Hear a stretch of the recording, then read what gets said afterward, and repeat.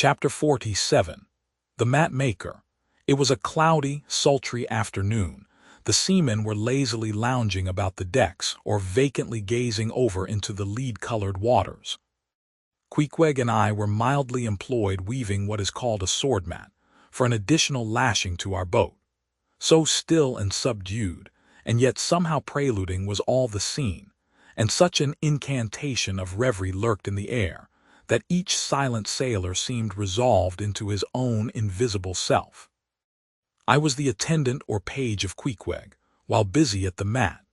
As I kept passing and repassing the filling or woof of marline between the long yarns of the warp, using my own hand for the shuttle, and as Queequeg, standing sideways, ever and anon slid his heavy oaken sword between the threads, and idly looking off upon the water, carelessly and unthinkingly drove home every yarn.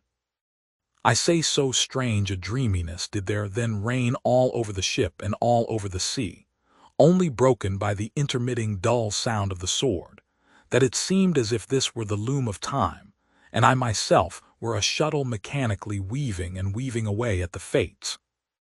There lay the fixed threads of the warp subject to but one single, ever-returning, unchanging vibration, and that vibration merely enough to admit of the crosswise interblending of other threads with its own.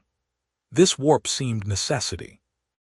And here, thought I, with my own hand I ply my own shuttle and weave my own destiny into these unalterable threads. Meantime, Queequeg's impulsive, indifferent sword, sometimes hitting the woof slantingly, or crookedly, or strongly, or weakly, as the case might be, and by this difference in the concluding blow producing a corresponding contrast in the final aspect of the completed fabric.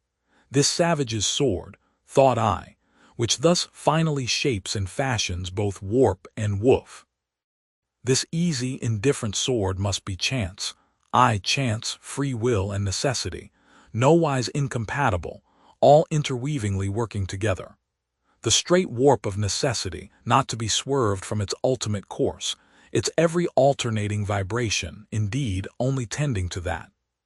Free will still free to ply her shuttle between given threads, and chance, though restrained in its play within the right lines of necessity, and sideways in its motions directed by free will, though thus prescribed to by both, chance by turns rules either, and has the last featuring blow at events. Thus we were weaving and weaving away when I started at a sound so strange, long-drawn, and musically wild and unearthly, that the ball of free will dropped from my hand, and I stood gazing up at the clouds whence that voice dropped like a wing. High aloft in the crosstrees was that mad gay-header, Tashtego. His body was reaching eagerly forward, his hand stretched out like a wand, and at brief sudden intervals he continued his cries. To be sure, the same sound was that very moment perhaps being heard all over the seas, from hundreds of whalemen's lookouts perched as high in the air, but from few of those lungs could that accustomed old cry have derived such a marvelous cadence as from Tashtego the Indian's. As he stood hovering over you half suspended in air, so wildly and eagerly peering towards the horizon, you would have thought him some prophet or seer beholding the shadows of fate, and by those wild cries announcing their coming. There she blows, there she blows, she blows. Where away? On the lee beam about 2 miles off, a school of them. Instantly all was commotion. The sperm whale blows as a clock ticks, with the same undeviating and reliable uniformity. And thereby whalemen distinguish this fish from other tribes of his genus. There go flukes, was now the cry from Tashtego, and the whales disappeared. Quick, steward, cried Ahab. Time. Time. Doughboy hurried below, glanced at the watch, and reported the exact minute to Ahab. The ship was now kept away from the wind, and she went gently rolling before it. Tashtego reporting that the whales had gone down heading to leeward, we confidently looked to see them again directly in advance of our bows. For that singular craft at times evinced by the sperm whale when, sounding with his head in one direction, he nevertheless, while concealed beneath the surface, mills round, and swiftly swims off in the opposite quarter. This deceitfulness of his could not now be in action, for there was no reason to suppose that the fish seen by Tashtego had been in any way alarmed, or indeed knew at all of our vicinity.